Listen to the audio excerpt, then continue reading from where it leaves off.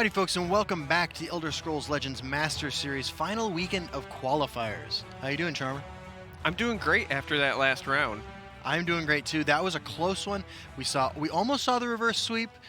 We saw some robots. We saw some great aggro on aggro gameplay, and we saw a Battle Mage deck get some redemption.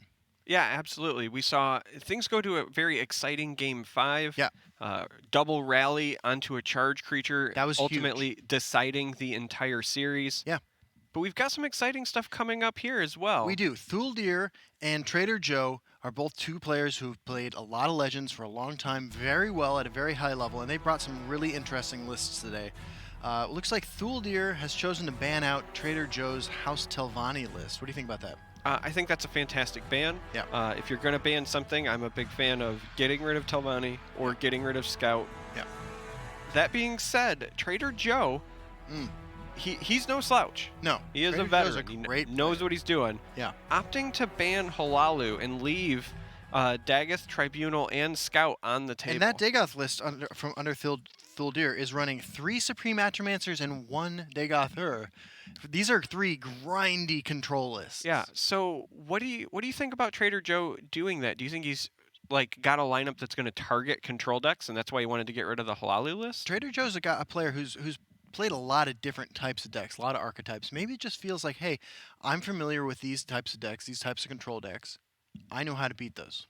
I think Traitor-Joe is saying, hey, those other decks are going to have the games go long. The longer the game goes, the more I can rely on my own personal skill. Because as we know, Joe is a skilled player. I agree. Getting rid of Halalu means that he won't just Get accidentally lose. high rolled. Yeah. I like that ban potentially. Well, it looks like we are going to see Thuldir starting off with his Dagoth control list versus Traitor-Joe on Uprising Scout. And Thuldir, no ring. It's funny, I say control. I say control because it's got Tazcad, Eclipse Baroness, Supreme Atromancer, Dagother. We're also seeing Mournhold Traitor. This is a deck that curving out could be the aggressor. I would almost describe this as more like a mid-range with a large top end. Because we do see some aggressive cards like Mournhold Traitor. We see some more mid-range fare like Daggerfall Mage, Hand of Dagoth, Sentinel's Battle Mace. But there's also, like you said, control elements. There's Skaven Pyromancer, Douchnik Archer, Eclipse Baronesses, things like that. Cradle Crush Giant. But there's also that big top end, right? Baroness. It's like a scary Atromancer. deck to curve out against. Yes, absolutely. This might just be curved at deck, essentially. Dagoth, good stuff. Yeah. Well, Traitor-Joe's hand is not terrible. Got Treeminder, got Drain Vitality, number 1, Giant Bat, and of course Ulfr's Uprising. Yeah, I mean, honestly, this early in the game, I'm not sure there's much else Traitor-Joe could ask for outside of like a word wall to shore things up. I agree. But for your initial tools, I think you've got to feel pretty confident with your hand. I have to agree. So let's see here. Soul Tear the pickup, not huge. Shadow Shift. We just last night were talking about how I think Shadow Shift is underplayed. Yeah, Shadow Shift is one of those cards that provides a lot of utility. First Rune, Dark Harvester. Wow. The dankest of harvesters. Traitor-Joe showing exactly why he's such a skilled player, because he's the best at First Rune Dark Harvesters. I mean, that is a skill practice. That's incredible prophecy. That's the sort of thing that determines games. Yeah, so legitimately, all jokes aside, another thing you and I were talking about in the hotel last night was that I feel like Scout running at least 1 copy of Dark Harvester is correct. Yeah. It's a great secondary way to gain health outside of the bat, and Necromancers being able to target it is a big deal. Right. Getting the Harvester this early for Traitor-Joe might mean the game, simply because that means that it is always something you can pull out of the grave, whether it's Soul Tear or Necromancer, if you need that health. Yeah, that's huge. Yeah, the minute that thing dies, Necromancering it back just feels awesome. Ooh, Hollow Death Priest has to be tempting here as well. Yeah, the Death Priest... Hitting Bannerman could be huge. Probably tempting. Traitor-Joe does have access to the list, so he knows Bannerman is there, but I think that you... We know Dagother and... Yeah, I was going to say, I think that you might consider waiting to maybe hit one of those Atromancers that you might be afraid of, because Atromancer is a card that can beat Scout. There was a long time ago when Atromancer used to cost 9. That's what it did. And that's what it did. It beat Scout. Now, after the nerf, it costs 10, but it's still a card that Scout struggles to deal with. Drain Vitality by itself does not pull an Atromancer off the board. This is going to be an interesting match to watch. You know, Thuldir, kind of, when you have a deck that looks like his, with the curve that looks like his, you kind of overcome that thing where it's like, oh man, Scout has stabilized. Because you can just start dropping huge haymakers. Absolutely. I think that is the strength of this list. This is a list that I think Thuldir built specifically to target Scout and say, okay, yes, you can clear my board, you can generate a lot of value, but I can answer it with just playing Eclipse Baroness, just playing Supreme Atromancer. Atromancer. Yeah, if an Atromancer survives and you play a second one, you essentially just win the game. It's a lot of burst damage. It's way too many bodies. And you know what? We were just talking about how Ordinary Necromancer into Dark Harvester is a great play. It's not great on this board. No, right now I don't think that's the sort of thing that you want. I wouldn't be shocked if we see a Camel just for digging for answers in this scenario. Yeah, this is rough. Because, again, ultimately Traitor-Joe really needed to find a word wall. As we said before, his hand looked good, but you need a way to get that Drain Vitality up and running. Word wall would be great because not only would you level up Drain, but you could play the guard, then potentially after it dies, Necromancer that to get your Drain up to level 3. Every second that passes when somebody plays a Camel is a second that my heart goes out to some kind of bad decision they have to make. I will say this. The Merchant's Camel decisions are probably what separate your good and your great Scout players. Yeah. They are not necessarily slam dunk easy decisions all of the time. I do like that play a lot. I think that was navigated perfectly by Joe. Yeah, I mean, you want to get the 5/5 body off the board. You want to buy yourself some time. You also want to keep the Conjurer from making any more. Yeah. You also open up or set up potentially killing that Mournhold Trader next turn. There's a lot of things that... It never feels good to use Drain Vitality unupgraded. Yeah, it's not what you want to do. But I was just about to say, if you slap a Battle Mace on that thing... Didn't see this coming, eh? This might be a time when it's not unreasonable. Yeah, it's got to be tempting to use it there. A word wall if I fall, would make for a great uprising. There's a lot of things that a word wall would open up. Yeah. Mastermind's a great pickup.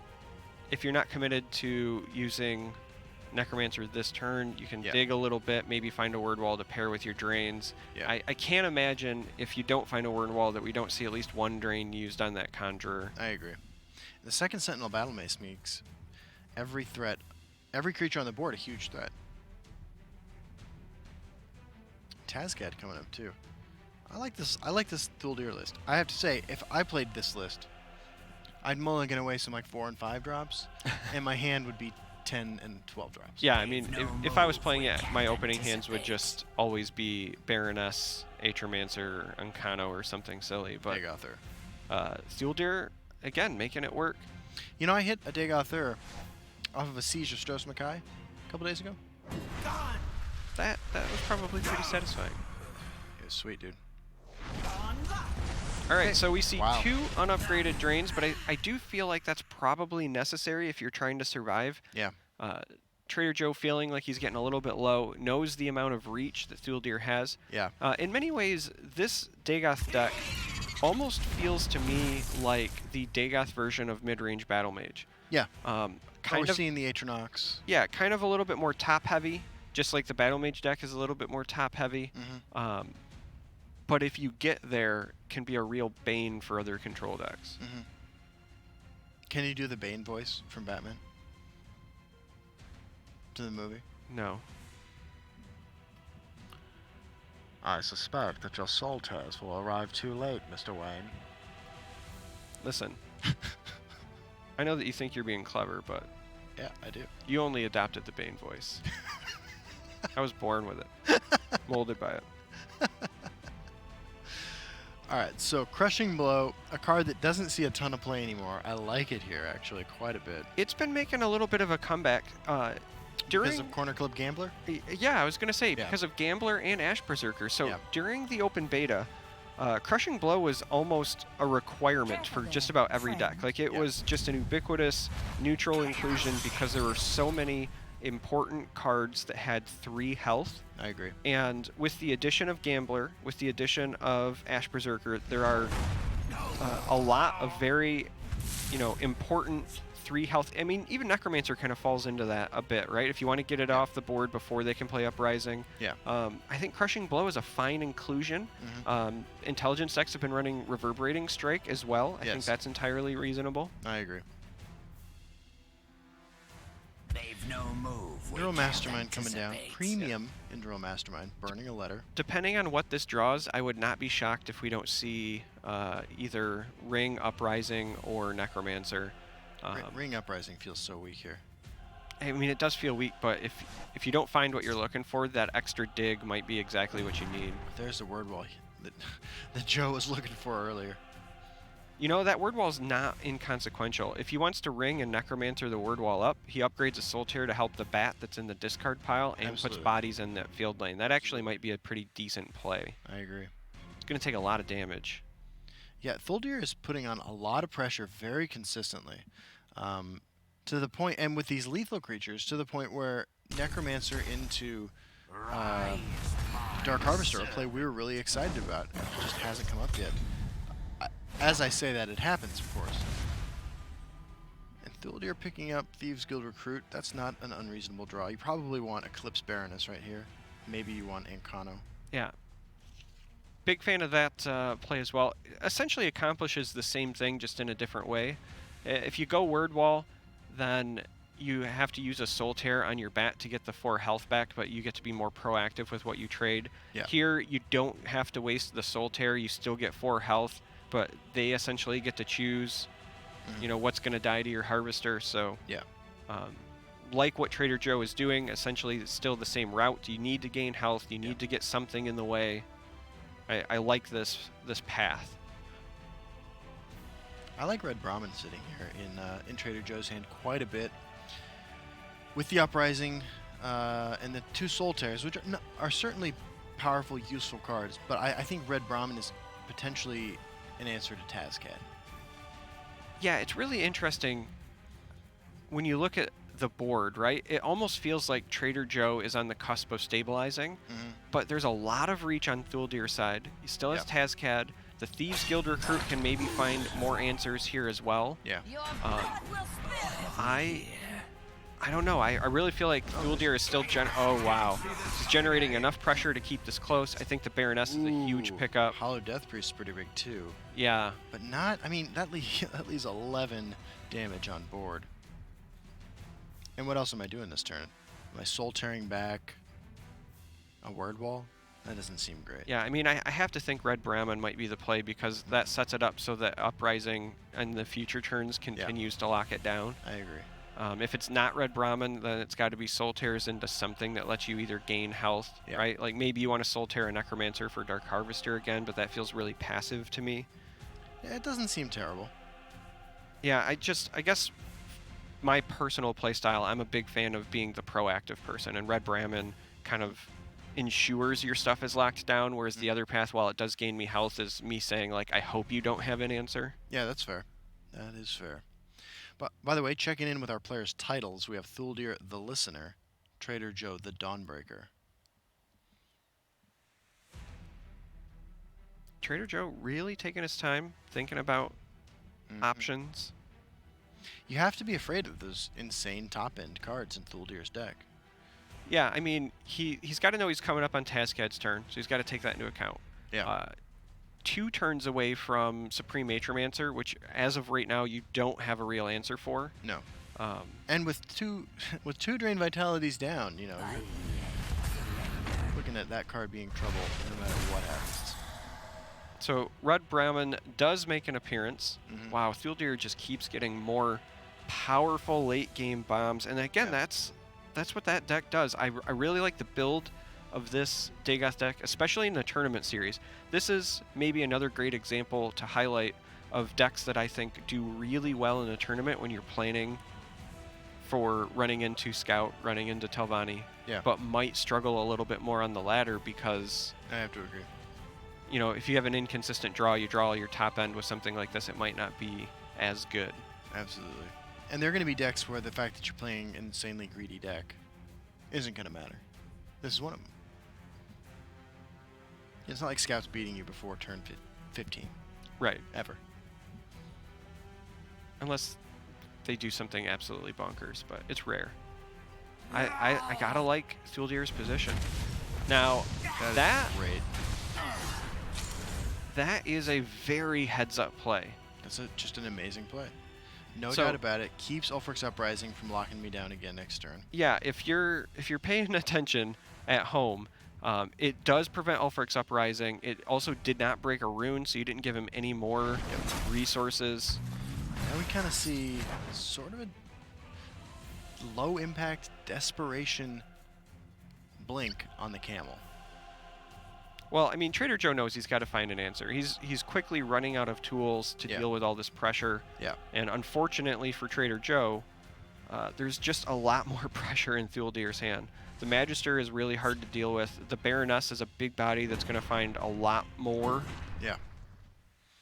So, Word Wall, do you start recurring bats? I mean, at some point you've got to gain health, and you've got to be in a position to pull these threats off the board. I think bats are probably the way to do it. Yeah. It's a tough spot to be in for Traitor-Joe. He needs to be very purposeful in how he navigates this, and he probably needs a little bit of help in his draws. Mm-hmm. Certainly, a Parthenax delivering multiple drain vitalities could turn this game around. Yeah, but if he doesn't start gaining health, that might not be enough. Again, there's a lot of reach, a lot of burst in Thuldir's deck, so that's a really big Death Priest. It is. Hey, Markarth Bannerman, that's another card. Speaking of stuff that you and I have talked about recently, Right. that's another card that I'm a big fan of right now. Yeah. This is one of the times in terms of meta that we've seen the fewest lightning bolts maybe ever. Yeah. Might not be a better time to play Markarth Bannerman, and it is a card that is powerful. It can just win games if it's allowed to attack. Well, speaking of just winning games, there's Parthenax, but Traitor-Joe not currently rocking enough Magicka to play that card. Yeah, Parthenax still has to wait a turn, and this hand is not helping No. Traitor-Joe whatsoever. 1 Magicka off of Soul Tearing Back Red Brahmin. 12 Magicka would be such a more comfortable place for Traitor-Joe to be right now. How many options do you have to stay alive if you're Traitor-Joe? I mean, you've got to start looking at essentially what you can Soul Tear and use to survive. Again, it comes back to you need ways to gain health, and I don't think that gaining health and trading gets enough damage off the board here. Soul Tear on Dark Harvester. Not terrible. Soul Tear, Giant Bat. You're 1 Magicka off again from Soul Tearing Giant Bat, Soul Tearing Giant Bat. Yeah, I like this Necromancer play. It does still let you potentially bring something else back, like a bat. Well, you can also blink the Necromancer. So the first time you summon back a Dark Harvester, or... Yeah, I mean, I do think that that's your play. I think that it's Necromancer left lane to summon your Dark Harvester. You get it in front of the Bannerman a little bit more. You gain 4 health. Then you blink it to the left and you bring back the Bat. That would allow the Bat to trade into Tazcad. Hallowed Death Priest could have value traded into the Mournhold. Looks like he's going the other direction with it, so I'm curious to see what he brings back here. Okay, Sanctuary Pet. I forgot that was in the discard pile. That's pretty huge. Yeah, Sanctuary Pet also gets the job done in stopping the Bannerman. I also forgot that it was there. It must have went from a camel, because we haven't seen it enter play. Thuldir picking up the Breton Conjurer. Not a great Breton Conjurer board at the moment. Traitor-Joe going down to 6, though, if Thuldir pushes all the damage. And then you can just empty your hand. This is rough. 6, a little uncomfortable, right? You want, ideally, you want to put Traitor-Joe to 4. Next ideal, 5. Yeah, I mean, you want to provide yourself some of those outs. Lightning Bolt, Supreme Atromancer, they both win the game at 4. Ancano wins the game at 5, so you'd like to get him there. Right. I actually really like what Thuldir is about to do, and that's trade. Yeah, I agree. Perhaps we can help. Because, one like, let's be another. honest, you don't want a scenario where somebody Sanctuary Pet. uses that Death Priest on a high-profile thing. But So you need to hit a Drain Vitality off of Parthenax. Alternatively,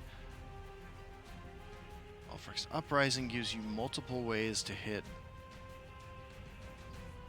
card draw, which could find a Drain we Vitality. very well could see, like, a double Uprising turn here. Yeah. Lets you shackle multiple things. Yeah. Return multiple creatures. And we know there's a lot of card filtering in the discard pile. Grabs a Mummify. Could be huge. Thuldir, by the way, has a lethal draw in Dagothur. Dagothur is a way to get it done, absolutely. Mm-hmm. I mean, there's honestly a lot of things that Thuldir could draw that would likely result in lethal, but Yeah. this double Uprising turn will likely, go a long way. Oh, we're gonna see Soul Oh, we're Tear. gonna see Soul Tear. 7/7 giant bat. Interesting. Yep. There we go. It has begun. It has Bat Gun. Interesting. I like this. Getting back up to All right. 18 has to feel good. You killed a Markarth Bannerman. Take the ward off the Tel'Vas Magister. I think that's great as well. Yeah, I'm a little surprised that he decided to leave the Escape Magister. Yeah. Right? If you were going to get rid of the ward on the Magister anyway, I'm kind of surprised you didn't take the 5 damage off the board instead of the 4, but... Wow, the Skaven Pyromancer Sorry it had to come to just trying to this. push that damage. I think the ball is very clearly now in Traitor-Joe's court. Those multiple uprisings have done a lot of work. 7/7 giant bat, a lot of work. Traitor-Joe's looking real solid, I think. Yeah, I know it was a long time ago, but I can't help but highlight how important that first rune Dark Harvester was. Oh, This yeah. game was like on the cusp of going to Absolutely. Thuldir, and that Dark Harvester both then I was a totally speed agree. bump, and since then has been such a big source of life gain. Speaking of big sources of effective life gain, Traitor-Joe snapping off that level 3 drain vitality there. Belligerent Giant. Thuldir picks up a Belligerent Giant, but sadly that's not a lot of help right now. It is not. I mean, none of these cards are cards that you want to give back to your opponent, No. and Sorry it I had to think come we're going to to this. see... I mean, how do you feel about just Thorn, Hiss Mage, Ulfric's Uprising next turn? If you're Traitor-Joe. I mean, Trader-Joe has a lot of options, and I think it depends on what Thuldir does. I think Thuldir has got to be considering playing this Belligerent Giant and then... Returning Dark Harvester. Nope, returning nothing. Okay. I was going to say either returning nothing or... Well, now Ulfric's Uprising on the Necromancer will shackle down the Giant. You can add a Thieves Guild Recruit in, no problem. There's another Soul Tear for more 7/7 Giant Bats. Deciding not to play with Yeah, that Soul Tear is probably the nail in the coffin here, Yeah. just because... Drain Vitality, Firebrand. Yeah, okay, well, so the Uprising's the nail because of the double drains, but the reason that Soul Tear was so important was it allowed Trader-Joe to get rid of that Skaven with a 7/7 bat if they wanted, gain health without breaking a rune, without doing anything. Yeah. But at this point, Game over, man. it doesn't matter.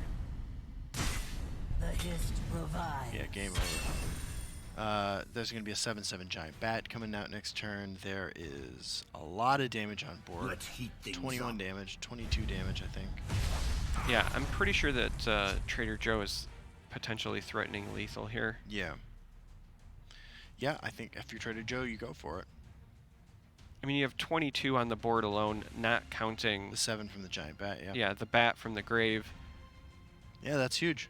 There's also, if you really need it, the Necromancer Yep. can maybe pull something else. I don't know if there was a second bat that went in. I wasn't paying as close attention to the camels, sadly. If you're I will admit. Trader-Joe, what are you worried about happening here? a series of prophecies into. I mean, you're at a comfortable enough life total that I don't think that you're too worried about prophecies. Even if they were to catch like, lightning bolts, you're not gonna die. This is gonna be it. This is lethal. And that's it. Wow. So Traitor-Joe is gonna take the first game. Giant bat coming down, saying, "Hey, I'm gonna end this game at 21 life." I was sitting at like what, 4, 3?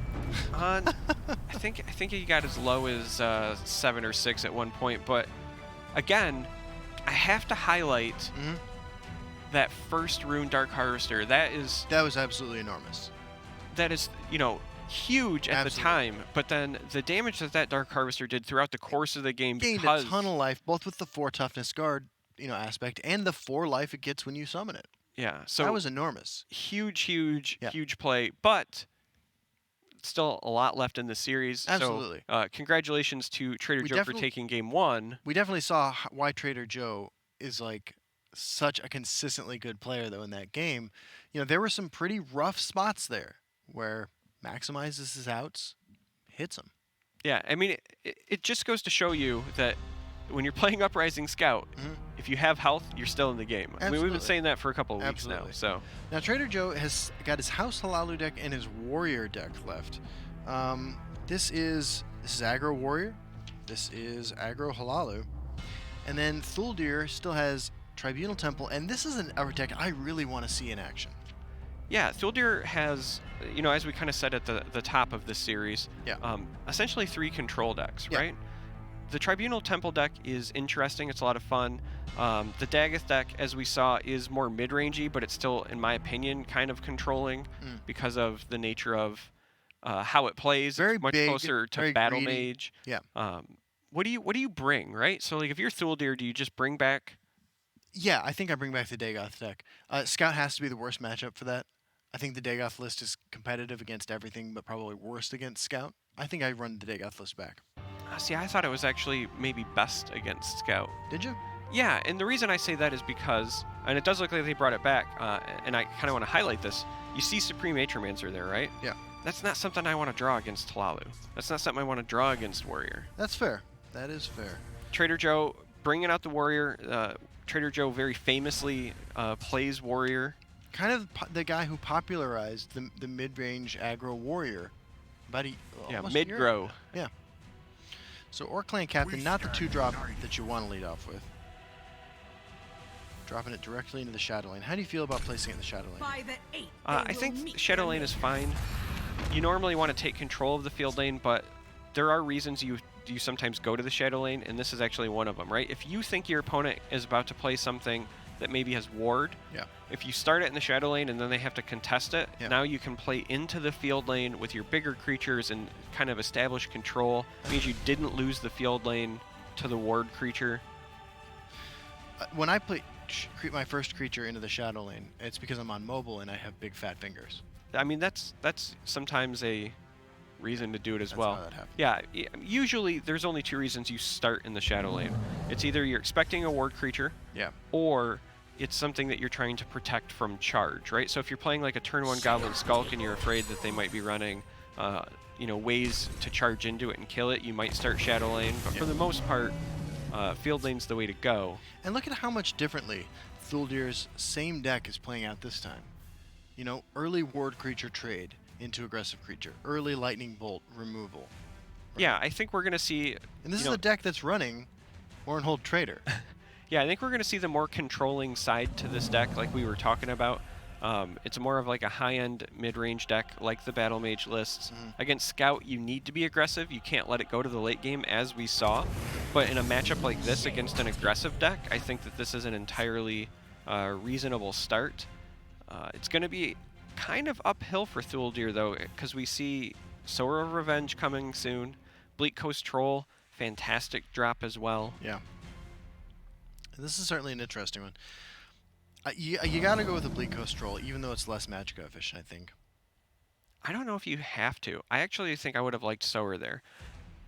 I understand why you don't do Sower. He's probably kind of afraid of Earthbone or other silence effects, but if you saturate Sower at 5, and then next turn you're allowed to play Bleak Coast Troll and Clan Captain. Yeah. Even if they silenced your Sower, it still swings for 6 the following turn, and you've developed further. That's fair. So this play kind of commits to Haunting Spirit, Morkel Gatekeeper, right? Oh, wow. I think it's going to depend on what we draw, but yeah, there's a likelihood that that's what we see. That's a really interesting move there. Just cycling, I guess. Just looking for better answers. That Incano, Eclipse Baroness. Again, just more control cards. You know, Thuldir's hand. You know, it's possible that he's saying, hey, I'm going to see if you'll trade into this, and then you can punish him with a Cradle Crush. Yeah, that's fair. Yeah, Morkel Gatekeeper Haunting Spirit could work out real poorly for Traitor-Joe here. Yeah. If Traitor-Joe takes the trade, he's left with a 6/2 Troll. Gatekeeper and Haunting Spirit means that Cradle Crush cleans up everything but the Spirit. You don't have that big board presence. Right. It also would mean that Thuldir essentially gained 5 health because Right. that Troll didn't go face. Yeah, and you're also one rapid shot away from a full clear. Yeah, I really like that line by Thuldir. Close ranks, let nothing through. Okay. That being said, We are gonna- yeah, Traitor-Joe, I think, sniffed it out properly and says, I'm not falling for your tricks. Still, I think this still leaves just the Haunting Spirit on board. Yeah, I mean, you still take the same path. It's just the hope was that they were going to be greedy and trade, right? So that you don't take 7 there. But this is still going to work out pretty well for Thuldir. Cradle Crush will leave him with a big giant. Triumph of Jarl's kind of a big deal. Not this turn, I don't think.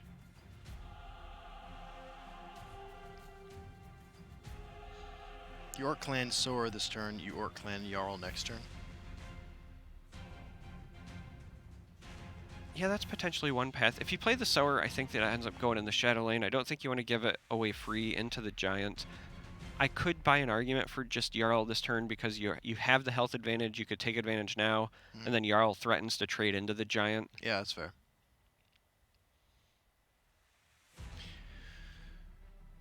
When you said that, all I could think was, I have a structured settlement. Looks like we are going to get the Orc Clan Captain. Interesting. You should. So we know this is not great, both because of Belligerent Giant and because of Earthbound Spinner. No, But I guess putting 2 Earthbound Spinner targets on the board is pretty good. Yeah, I was going to say that was actually very masterful because Joe has said, all right, if you've got the silence or if you've got the way to deal with my Sower, I'm going to be left with the 5/5, right? Yep. He didn't single stack it. Very heads up. I like that sequence. Important things on my mind. Chooses to use the Incano. Orc Clan Triumphant Jarl should make me more excited than it does right here. I don't know, it makes me pretty excited. It's a good play, but I don't know, it's just looking at Thuldir's hand. He drew the right half of the deck for the first game, and he drew the right hand of the deck. Thuldir has a great hand, but you have half the to deck for this one. consider. I know he lost the first one, but Yeah, I was going to say, you have to consider he lost that one, and Traitor-Joe's got a lot of pressure here. If he swings for 6, counting the Clan Captain here, he's going to put Thuldir down to 15. All right, he's opting 5 instead. And I like that. That's fine. You're only giving him 1 rune in that scenario.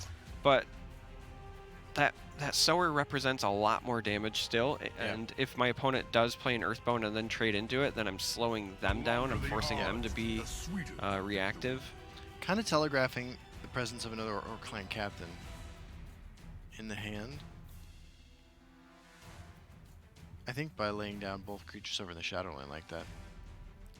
I mean, you could certainly read into a potential captain. You could also just read into, preventing your opponent from winning that with like a Fighter's Guild recruit or something silly. Yeah, that's fair. Let's heat things up. Skaven. Thuldir's list does run Fighter's Guild recruit, so the last thing you want to do is put a Jarl on an island like that. Yeah. Candle Hearth Brawler. That's a Actually really kind of a big deal. Yeah, it's a really solid pickup here as well. So Clan Captain could allow 8 damage to get pushed. The Brawler could take him as low as 5. I actually am a bigger fan of Bleak Coast Troll. Yeah, I agree. I want to spend 8 Magicka this turn, not 6.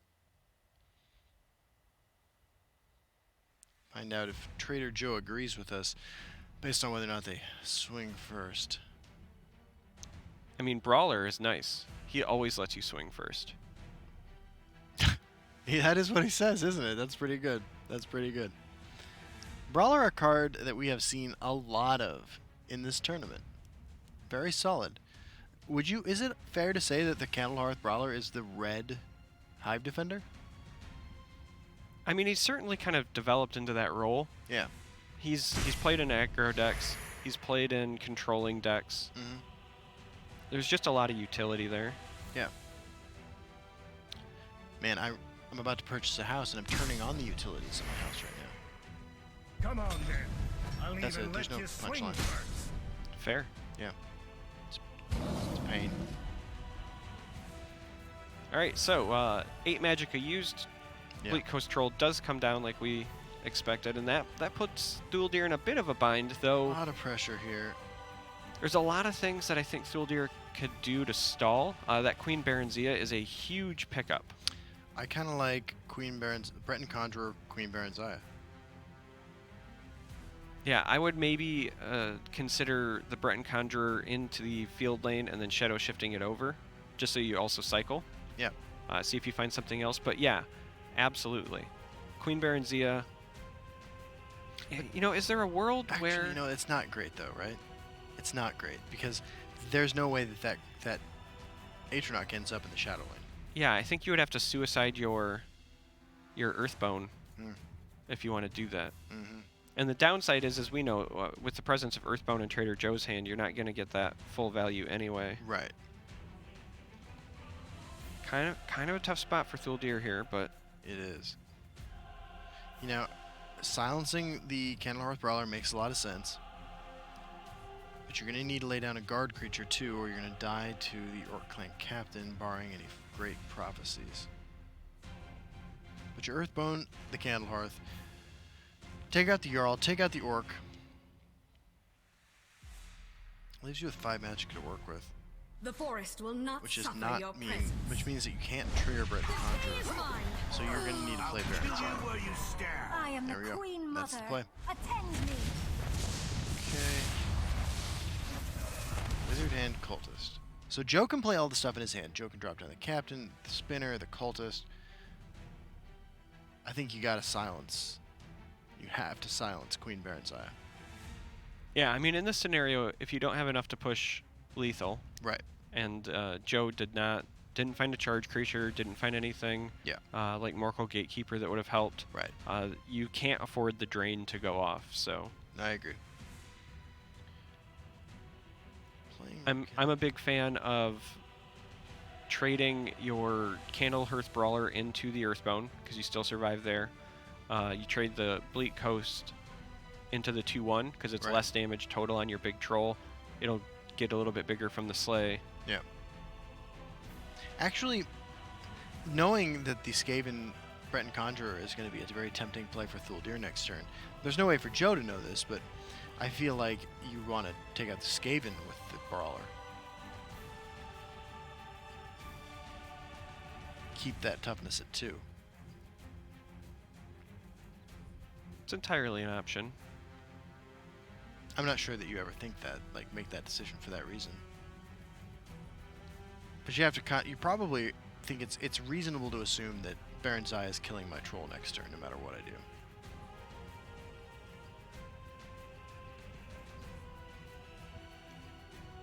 Let's find out. Looks like Joe decides to put the 2 damage there. Yeah. Properly reads it. The forest Wizard will and not Cultist. suffer your Earthbone presence. Spinner. Not playing the Captain, that makes sense. Yeah, you don't want to telegraph it, and it represents lethal from the 2 that are in the shadow lane. Mournhold Trader, not a great draw on turn 10 when you're trying to defend.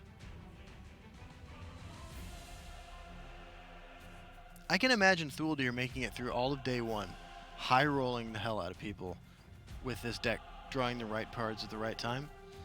It's Go. got great tools. It does.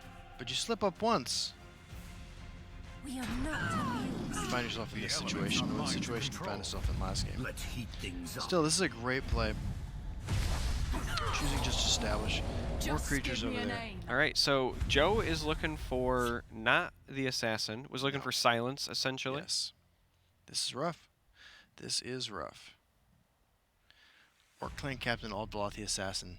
Not great. You can push 3 damage this turn. You push 3 and then what? Go field lane? The extra Shadow Shift is going to do work. Yeah, I mean, you theoretically, if you really wanted to push 4, even though there's not really a reason to, you could push 4. You could, yeah. Well, is there no reason to? There has to be. Let's see what the charge options are. If you're looking at charge options for Traitor-Joe, there are 2 Underworld Vigilantes, Okay, so okay. those would be relevant. So you should push 4. Wood Orc Headhunter is 5.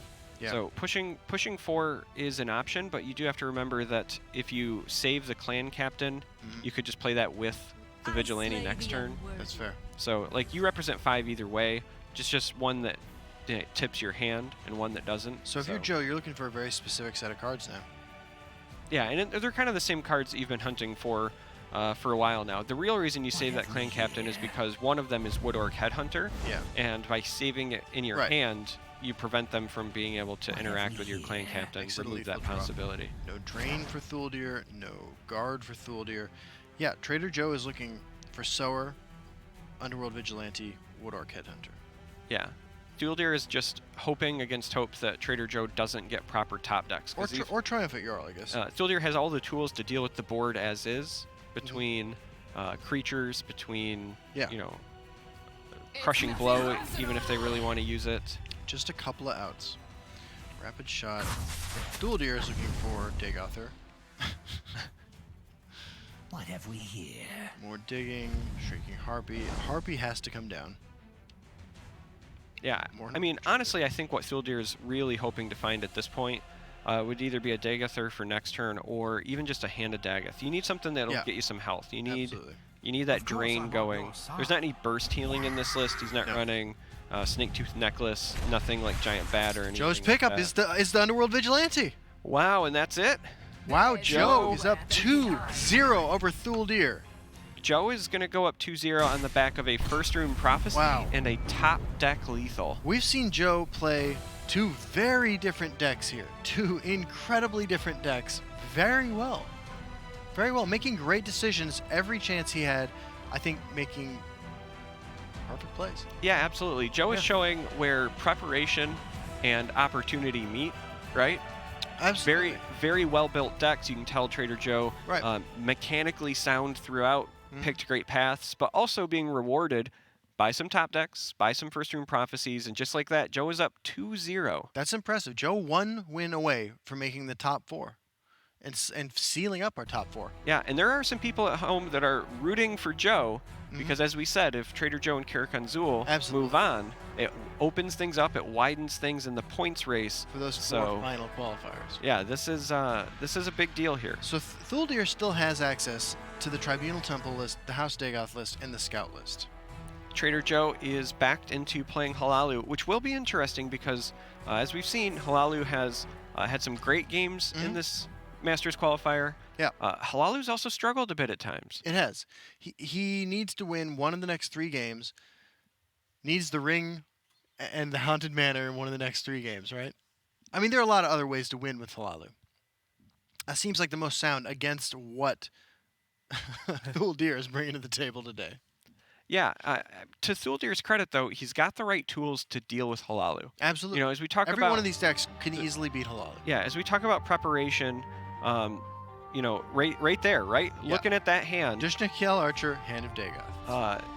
the Archer and the Hand are great against Halalu. I think Yes. the Slayer is going to get thrown back because it's Prophecy and because you're Yeah. hoping for some more early game presence. Might even see an argument made for Hand of Dagoth going back, but no, actually just decides to keep the Brotherhood as well. I'm surprised by that keep. Man, Traitor-Joe is a Ring of Magica away, though, from having an explosive start. Yeah, absolutely. If Joe had the ring, this would have been a really powerful opener. Pit Lion is kind of a monster to deal with. Wow. So Makeshift Defenses is going to be used to trigger the Pit Line, not swinging Yeah. for 1 with the Yorkland Captain. Part of me wonders if Thuldir might get punished for keeping that Slayer by not having a play on turn 2 Yeah. to compete, maybe get rid of that marked man. You're going to take some extra damage. Cradle Crush, though, that's another great way to Just give me maybe an A. stabilize here. Absolutely. Corner Club Gambler has to be tempting, but Pit Lion is where it's Yeah, at. Gambler's going to be something I think that gets played on later turns after these other options have been used. It's, I think, way too tempting here to not makeshift defenses into Pit Lion. That also puts... You know what, though? It's not unimaginable that makeshift defenses comes down in the right lane and Corner Club Gambler comes down in the left lane. I mean, I could see that as an option. If that's the scenario, I think you probably pitch your Pit Lion. Yeah, I agree. Because Oathman would be set up to potentially trigger the next turn. Cliff Racer's a great finisher. Cliff Racer's a solid finisher. Gambler's going to draw you some more cards. That could be a path. It's really difficult to not play Pit Lion when you have the opportunity. Mm-hmm. Kano, not relevant yet. Do you just play Hand Dagoth? I mean, I don't know how you don't. Yeah. Turns out Hand Dagoth, great on 5, amazing on 4, Even better on 3. a little busted on 3.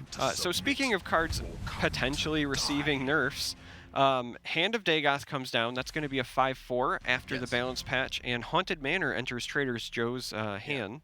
That is huge. That's going to cost 4 after the balance patch as well. Mm-hmm. Yeah, I mean, you can't trigger Halalo Oathman. I think you're just Haunted Manoring and reassessing your decisions in life, right?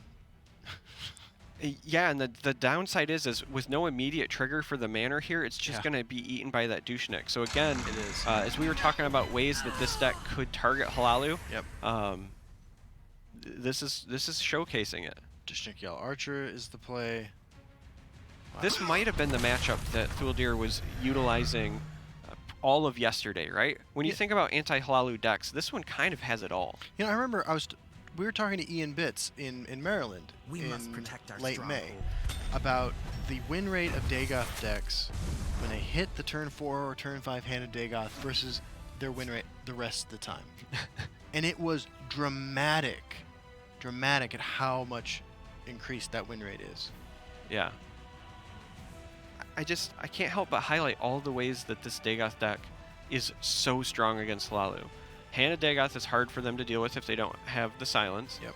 Douchnik deals with your supports and puts a guard up in your way. Crushing Blow kills Corner Club Gambler. Crushing Blow stops your Gambler. You also have things like Cradle Crush and Skaven Pyromancer, so if you have unbuffed creatures, that can really deal some damage. I also really like Bannerman.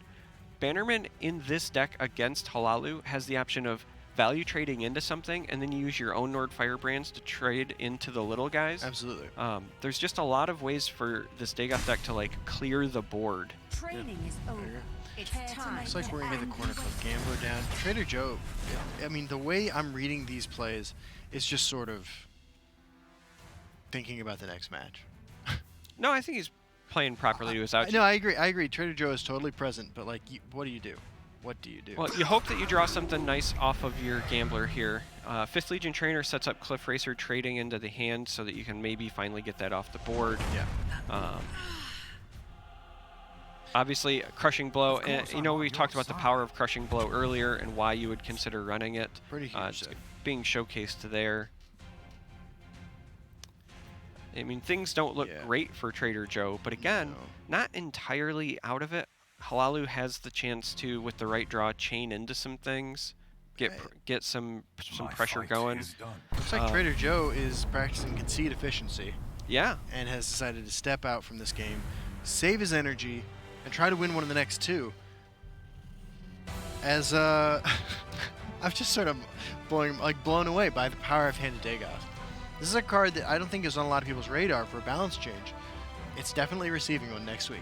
Yeah, I mean, against aggressive decks, it just is such such a pain to deal with. It's oftentimes a 3-for-1 and you gained health, right? It's so powerful. Absolutely. So now we're going to go to our 4th game in this series as we avoid a sweep. Yeah. Congratulations to Thuldir. Thuldir on the board. Thuldir with 2 decks left to play, and Trader-Joe locked into that Halalu. What do you bring? What do you think has your next best matchup? I mean, looking at both these lists, Tribunal Temple and Scout look really hard for Halalu to beat. really hard for Halalu to beat. I want to see the Tribunal Temple deck because I think this deck looks really interesting. Yeah, I think the Tribunal Temple deck has a really good matchup here as well. Yeah. Simply because it does run some cards like Reverberating Strike. Firestorm. It's got Firestorm, man. sorcerers, negations. It certainly has ways to deal with the supports, It right? does. And even something as simple as like Mage's Trick, right? Yeah. You get rid of a creature, you gain a little bit of health, you Absolutely. cycle. There's a lot of tools there. I think that's the deck that I would bring next. Worth pointing out, I think this is Manticora's first appearance in the tournament series. There is a copy of Manticora. Manticora Jones has returned to the tournament scene as Traitor-Joe and Thuldir take on each other for this next game, and Thuldir is on the Tribunal list. Well, hello there, Mr. Manticora, and welcome. Yeah. So Thuldir has the ring. Joe can't be happy about that. But Joe's got a pretty nice hand. I can't complain about that. Yeah, the Withered Hand Cultist has to be a very welcome sight. Yeah. Mudcrab Merchant a little late to the party. We've gone a couple hours today already, by the way, without seeing a Mudcrab Merchant, so I'm glad that Mudcrab Merchant has decided to gift us with his presence. Yeah, 5th Legion Trainer is a fantastic opener just because of Thuldir's hand. He had a Firebolt, Yeah. which does not kill it. Right. Also worth noting, no Executes in Thuldir's list, so there wasn't a good way to deal with it anyway. Yeah. And things are actually kind of looking good. If he really wants to protect the Withered Hand, he could prop that up next to the 5th Legion Trainer and then use the Nord Firebrand to trade with the Mastermind, Absolutely. further protect it. I mean, looking at Thuldir's hand, Withered Hand Cultist seems pretty great. Yeah, it looks fantastic. So, some decisions to be made here. This is tough. A lot going on for both players.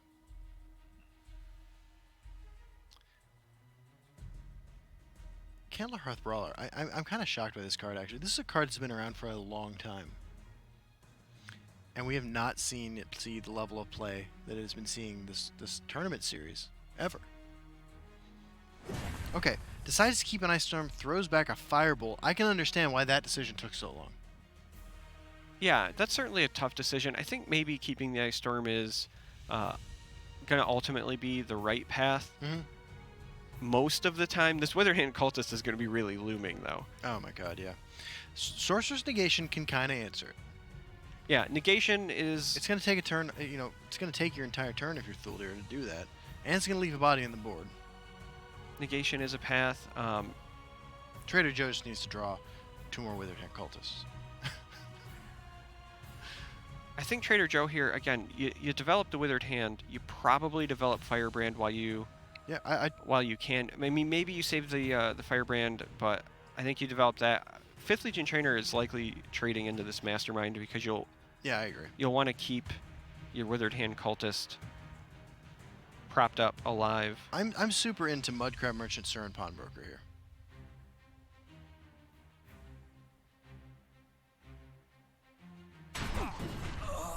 The pace of this game has really slowed down as both players realize how close they are to getting where they want to be.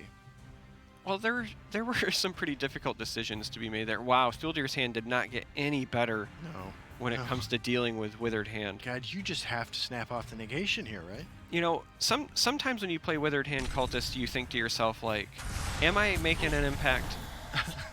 But when your opponent plays Sorcerer's Negation like that, you know you made an impact. Absolutely. Oh, wow, what a top deck for Trader-Joe. Second Withered Hand Cultist. There's no way for Thuldir to remove that next turn. Thuldir, who on paper was looking like they were going to have such a good matchup here Yeah. and had all the right tools, is going to be thwarted By multiple. entirely by these Withered Hand Cultists. It's certainly not over, but it looks grim. Yeah, Thuldir could get saved by some prophecies. Mhm. That's certainly one way to get there. Mudcrab Merchant could utterly betray Joe. Yeah, Joe's taking his time here, so this is also not an easy decision. Wouldn't it be terrible if your decisions were like... From Mastermind, Insightful Scholar. Oh, that's a pretty straightforward. Yeah, the only cards that Thuldir can play next turn Oh, Barrowstalker actually is a card that can be played. I was gonna say our Yeah. Insightful Scholar and Firebolt. Wow. You gotta jam Barrowstalker. Yeah, I mean you have to, but you're not happy about it. No, and Candlehearth Brawler is gonna. Well, see, that's the thing. You put it in the shadow. I'm sorry, in the field lane, I assume. So you just trade off the disempowered. Well, we'll see what he draws. If you get something that's 2 or a 3, he might just pair it with the certain Pawnbroker.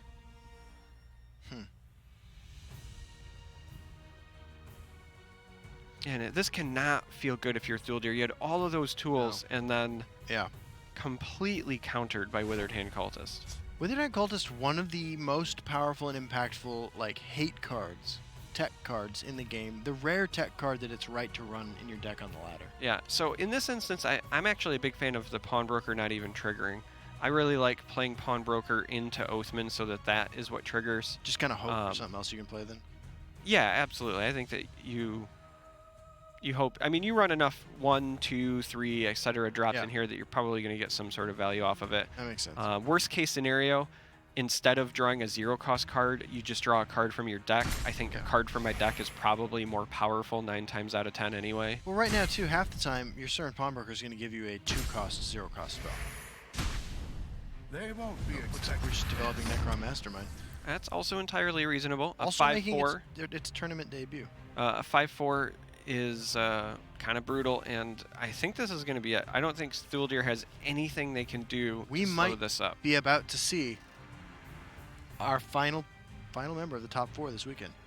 Yeah, I mean, your desperation play here is probably like Wordcrafter into Arch Cannon, non-exalted, and then maybe you give the Wordcrafter the guard so that they have to attack twice into it. Yeah. But that's not enough.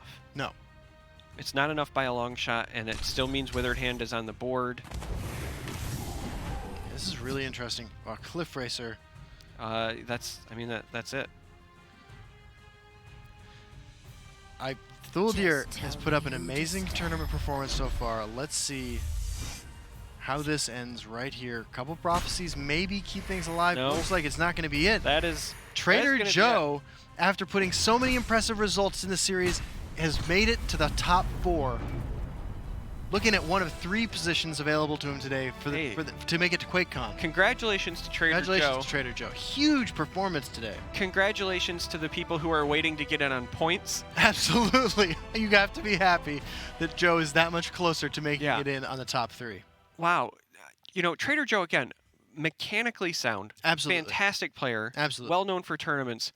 But also I'm really excited to see him do this well. might be the most skilled player at getting the right cards at the right time I've ever seen, because that was a clinic. Has been working well with Sheogorath, hand in hand. Yeah, 2 Withered Hand Cultists against an all-action hand. That was huge. First Rune Prophecy, Dark Harvester, top decking the Enrolled Vigilante for lethal. Traitor-Joe just showing exactly what happens Absolutely. if you prepare. Okay, so let's take a look at our bracket. It looks like our next game... Okay, so we've received a note here that our next game is going to be Inez versus Karakan Zul, which is kind of an interesting update. Okay, update. Kassedin versus Karakan Zul is going to be our next match. I'm glad for the clarification because I didn't understand what was happening. But to be fair, I'm not that smart. So it's easy to mislead me. We're bad at reading, so we'll apologize for that. I actually outsourced the reading to Charmer. Yeah, so we know what our top 4 is. Yes. Traitor-Joe's still alive, Karakan Zul's still alive, so if you're following the points story at home, Yes. A lot of high drama there. Absolutely. If both of them end up making the top 3, it really opens things up for the people looking for tiebreakers. People like Frogger and TDC Jason are chain smoking at home, waiting to see how these next few games turn out. Also, Shinestorm, again, if they stick it out and finish 4th here, should earn enough points to potentially steal one of those last spots as well. So Dwemer, you think could be going to QuakeCon. a lot of stuff to consider going into this Final 4. Yes. We'll be right back in just a couple minutes with our next match. See you then. See you then.